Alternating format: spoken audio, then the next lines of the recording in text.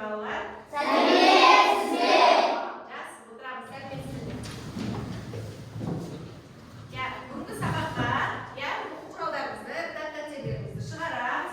Жалпы сабаққа дайынсыз ба? Көңіл күйіңіз қалай? Жақсы. Онда бүгінгі сабақта сіздерге сәттілік тілеймін. Қожықтарыңызға тек жақсы, үздік деген балдарды жинаңыздар. Жақсы. Ал сабағымызды бастайық. Әдебиет сабағы бізде алдыңғы сабақты пысықтап өтсек, яғни үй тапсырмасына қысқаша ғана тоқталып өтейік. Алдыңғы сабақ сіздермен біз кіммен таныстық? Адамдық диқаншысы өлеңі авторы Байтұрсынұлы. Жақсы. Ал адамдық диқаншысы өлеңіне қысқаша ғана мазмұнына тоқталып өтейік. Адамдық диқаншысы дейді. Тақырыбы айтып тұр бізге. Яғни бұл жерде негізгі идеясы не болды сонымен? Не түсіндіргісі келді автор сіздерге? Ал Бағдабек бастасын. Ахмет Байтұрсынұлы өзін диқаншы етіп, халқына адамдық қасиеттерді септі. Тағы үйретті. Жақсы, жарайсың. Тағы ал қыздар деушілер бар ма? Қорытындылай осы өлеңді дейтін. Ал Абылайхан не айтасың? Бұл әдісінде адамгершілік болу, әділдік болу, адалдық жұмыс істеу, тағы да мақтаншақ болмау, тәкаппар болмау, осындай қасиеттерді бізге үйретеді. Жақсы, жарайсыздар. Яғни атайтып тұр, адамдық диқаншысы ретінде Ахмет Байтұрсынұлы өзін көрсетеді, адамдық қасиеттерді біздің бойымызға, өзінің халқына сеуі үйретеді екен. Жақсы, жарайсыздар. Енді бүгінгі біздің тақырыбымызды осы пазл әдісімен ашайық. Яғни бүгін біз Ахмет Байтұрсынұлының тағы бір осындай құндылыққа толы, мағынасы зор шығармасымен танысатын боламыз. Тақырыбымызды ашу үшін бізде пазл әдісі, яғни мына суретті пазлды құрастыру арқылы біздің тақырыбымыз белгілі болады. Ал бізде сурет 4 бөлікке бөлінген көріп тұрсыздар. Осыны құрастырып, тез-тез тақырыпты анықтайық. Кім шығады тақтаға? Зере. Келе ғой. Тез-тез мына жақтан құрастырамыз. Біріншісі қайда? Басын бастасай. Басы қайда? Жақсы, отыра ғой. Келе алай. Келе ғой. Екінші, тез-тез. Жүрді, жалғастыр. Жалғастыра ғой. Тез-тез сурет құрайық. Тақырыбын анықтаймыз сосын. Қайсысын құраймыз? Мынау біріншісі бізде. Қайсысы? Мұны қайда қоямыз? Мұнда қоямыз. Жақсы, отыра ғой. Келесі. Кел айтыңдар. Тез-тез. Кел астайын. 4 оқушы суретті құрастырып, тез-тез бүгінгі тақырыпты анықтайды. Отыра ғой. Жарайсың. Соңғы бөлік бізге. Жақсы, жарайсыздар. Жақсы, тамаша. Енді бізде суретте не көріп тұрмыз?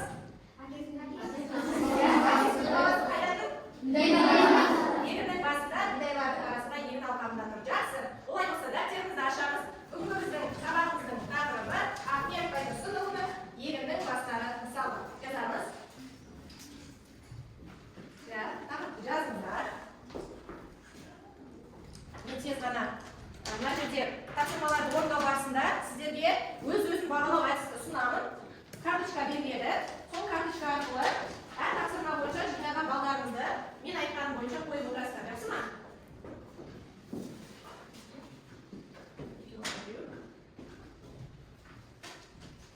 Соңында өзім қосымша тағы бағалап өтетін боламын.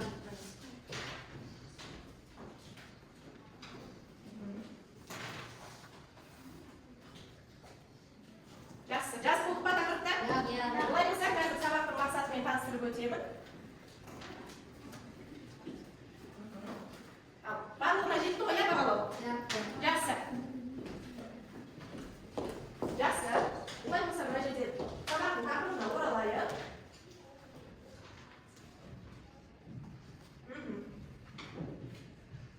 Біздің мына сабағымыз Ахмет Байтұрсынұлының егіннің бастары мысалы. Келесі. Сабағымыздың мақсаты, яғни әдеби шығарманың тақырыбы мен идеясын анықтау. Осы мысалдың Екінші мақсатымыз көркем шығармадағы кейіпкерлер портреті мен іс-әрекеті арқылы образын ашу. Бүгінгі сабақта осы жаңағы мақсатқа негізделген тапсырмалар орындаймыз. Жақсы. Сабақты орындамас бұрын, біз психологиялық ахуал қалыптастырып алайық. Жақсы ма? Онда неше түрлі көзін жауын алатын гауһар тастарды әр тақтада екі уыштан келді. Құдауретте аяқ өткен антестес. Керасимай, Раяет, Мирамет, Данияр келді. Әр түрлерден таңдаймыз. Қайсысын таңдайсың? Оқи ғой. Мейірімді дейді. Жақсы отыр. Келесі. Қайсысын таңдайсың? Қайсы? Жауапкершіліктісі дейді. Жақсы отырамыз. Оқимыз. Инабаттысың дейді. Жақсы. Келесі. Келесі гауһартас. Адалсың дейді. Жақсы. Келесі. Ақкөңілсің дейді. Керемет. Келесі. Артлысың дейді. Келесі. Бауырмалсың дейді. Жақсы, жарайсыздар. Жақсы. Ал менде бір сұрақ. Тақтадағы бұл қасиеттердің, қараңыз. Бұл қасиеттердің бүгінгі тақырыбымызбен қандай байланысы бар? Кім айтады? Кім айтады? Алдын қасым айтады. Осы адамгершілік қасиеттерді ақылет тапшылығы бізге сыйлады. Сыйлайды, дәріптейді, үйретеді. Бұның барлығы бізде мысалы адамгершілік қасиеттердің үлгілері, барлығымыздың бойымызда дамуға тиіс қасиеттер. Жақсы, жарайсың, өте дұрыс, тамаша. Келесі. Сіздер жалпы үйге берген еді, мен Байтұрсынның осы мысалы оқып келу. Солай ма? Оқыдық па үйге? Келдік па? Жақсы. Олай болса қазір осы жасанды интеллект бізде қазір сабақта көп қолданамыз, соның бірі жасанды интеллектпен жасалған осы еңнің бастары мысалы қысқаша видео бар, соны көріп өтейік. Кезеді пісіп болған екі түрлі. Бастарын дәрге толған төмен салып, бидайлар бейне тағызым етіп тұрды. Жалғыз-ақ бір бидай çok көкке қарап, бейне бір жалғыз өзін көкке барып. Баланың сол бидайға көзі түсіп, білмекке кетті көңіл жөнін сұрап. Қолып бидайлар торбасын салып, жіберген мазақ Құдай нұрғана ман дейді. Қалпы емес тәкаппарлық танышқаны, тұтынба бұл мінезді балам дейді. Жақсы. Жақсы, жарайсыздар. Ал видеоны көрдік, Ал қысқаша ғана, тоқталып кетейік. Кімге айтады? Видеодан кімге түсінді? Басқа. Ал Бибарс айтамын. Бұл видеода біз бір-бірімізге бауырмашылық және де бір-бірімізге көмектесіп, бір адамды кемшітпей жүруімізге байланысты. Жақсы, мені Құрбанәлі. Бұл видеода біз тәкаппар болмау, әркімге бір көмектесіп жүру керек екенін түсіндік. Айтуар, кімге айтасың? Біз осы видеода адамдарды тәкаппар болуға болмайды. Адамдарды Тәкаппар болмау керек, қандай болу керек? адамдар кемшіліксіз болу керек. Адамдар әр адамға көмектесіп жүру керек. Мансұр, не айтасың? Біз әр көрген адамдарға көмектесуіміз керек, кішіпейіл болуымыз керекпіз. Және ешкімді кемшітпей көмектесіп жүруіміз керек. Жақсы, жарайсыздар. Жақсы. Осы енді көрген мысалдың видеосы бойынша қазір тапсырмалар орындаймыз. Яғни бірінші тапсырмаға көше берсек болады ғой? Түсінікті ма видео бойынша? Қазір тапсырманы орындау барысында осы мысалы қаншалықты түсінгендеріңіз белгілі болады. Яғни бірінші тапсырмаға көшеміз. Қазір мен толық ашайын. Тапсырманың мазмұны мен белгіленмен таныстырамын. Бірінші тапсырма. Қараймыз. Сіздерге егіннің бастары мысалы бойынша жаңа бейнеролик көрсетілді, жасанды интеллект арқылы жасалған. Сол мысалмен танысып, осы шығарманың дейді. Шығарма яғни бізде мысалы тақырып мен идеясын анықта және тәрбиелік мәнін анықта дейді. Бұл жерде дискриптор бізде 3 балға берілген. Шығарманың тақырыбын анықтайсыздар 1 бал, идеясын анықтайсыздар 1 бал, тәрбиелік мәнін анықтайсыздар 1 бал. Жалпы 3 бал. Сабақ бойында біз 3 тапсырма орындаймыз, 10 балға жаңа бағаланады. Жақсы ғой, орындаушы аты-жөндерімізді жазамыз. Тапсырма түсінікті ма? Жақсы. Қазір тез таратып шығайын. Орындай беріңіздер.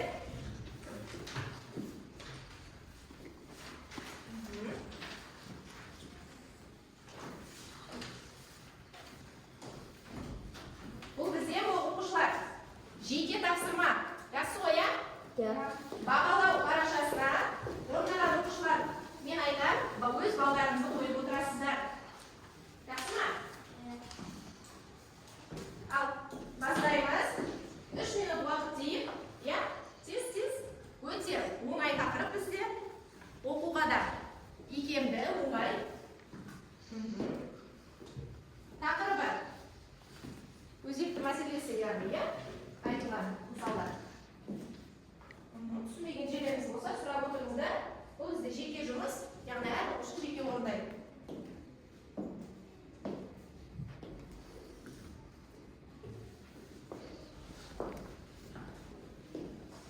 Үшеуіне анықтаған оқушы толық 3 балға ие болады. Жақсы. 3 минут уақыт, иә? Кім дайын? Кім жас болды? Бәрі түсініп жатасың ба? Иә. Қан тез-тез. Ал, құрбандармен бастайық, иә? Тез-тез. Оқи ғой. Тақырыбы жомарттық. Негізгі идеясы тәкаппар болмау керек, жомарт болу керек. Тәрбиелік мәні әкесі баласына тәкаппар болма дейді. Әкесінің баласына деген берген несі? Ақыл ойы. Ақыл ойы. Жарайсың, жақсы. 3 балл қоя ғой, бағалау қарама. Келесі. Әсемай. Тақырыбы екінші балл және адамгершілік туралы. Негізгі идеясы балаларды осы төбеге қарап тұрған бидайға бидай секілді болмау керек. Тәрбиелік мәні әкесінің баласына берген ақылы. Ал Айсұлтан. Тақырыбы жомарттық. Негізгі идеясы кішіпейіл болмау, тәкаппар болмау. Кішіпейіл болу. Болу, тәкаппар болмау. Адамдарға көмек беру. Тәрбие мәні әкесі болмаса, әкесінің баласына берген тәрбиесі. Тәрбиесі, ақыл өсиет. Тақырыбы егін туралы және кішіпейілдіктің негізгі идеясы. Адам бір-біріне көмектесіп жүру керек. Тәкаппар болмау. Тәрбиелік мәні бір-біріне көмектесу, мақтанбау, өзінше болмау. Жақсы. Енді орындағандар қазір тексеріп шығар. Қалғандарыңыз қойыңдар 3 балдан дұрыс. Толық толған. Ағылай қоя ғой. 3 бал қоямыз. Бірінші тапсырма бойынша тез-тез қаны. Толық толған. Барлықтарыңыз жақсы орындапсыздар. Екінші тапсырмада сіздерге кесте берілген. Яғни кейіпкерлердің образын ашамыз. Портреті мен іс-әрекетін анықтаймыз. Міне тақтада көрсетілген. Ол бойынша дескриптор міне сіздерге үзіндіні оқиды. Міне үзінді берілген әр кейіпкер бойынша. Жалпы бізде, мысалда қанша кейіпкер бар, атайықшы кейіпкерлерді?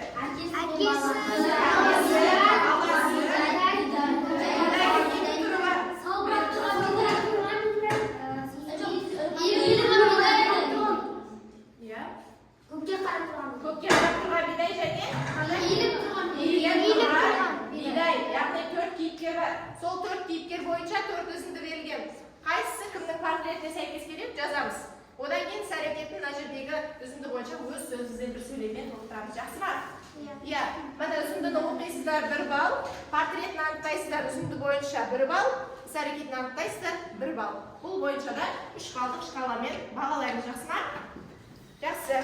Бұл бізде жұптық жұмыс оқушылар жұппен орындаймыз. Бірігіп отырып, жұп-жұппызбен. Қаламмен жаза беріңіздер осы тарапқа. Қана, 3 минут уақыт. Абылай сен өзің орындайсың.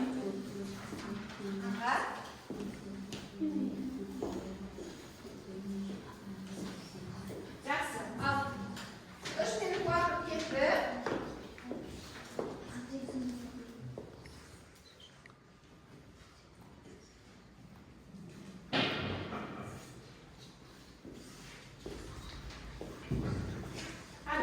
Түсінбеген жерлеріңіз болса, сұрап, орындаймыз. Бірге орындаймыз. Болғандықта.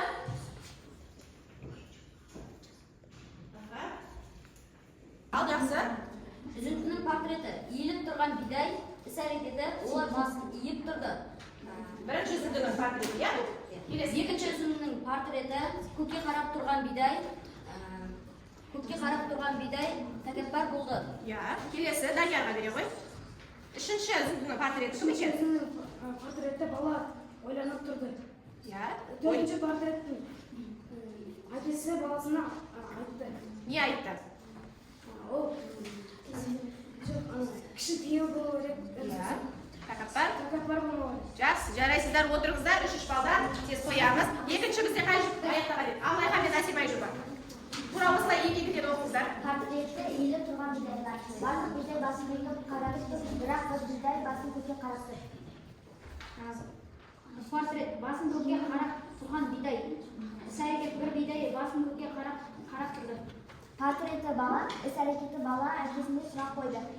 Портреті әкесі баласына берген өсиеті әкесіне баласына бұл мінезді ұстанба деді. Жақсы, жарайсыздар.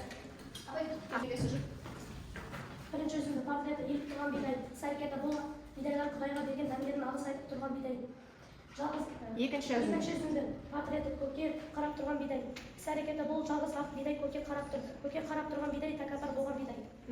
Үшінші өзіңді, үшінші өзіңді. Баласы іс-әрекеті баласы әкесіне қарап неге бұл бидай биікке қарап жүр деп айтты. Жақсы оқушыларға бір тексеріп шығайын барлықтарыңызды. Тапсырма орындалған ба? Қойыңыздар 3 балдан бірінші жұп.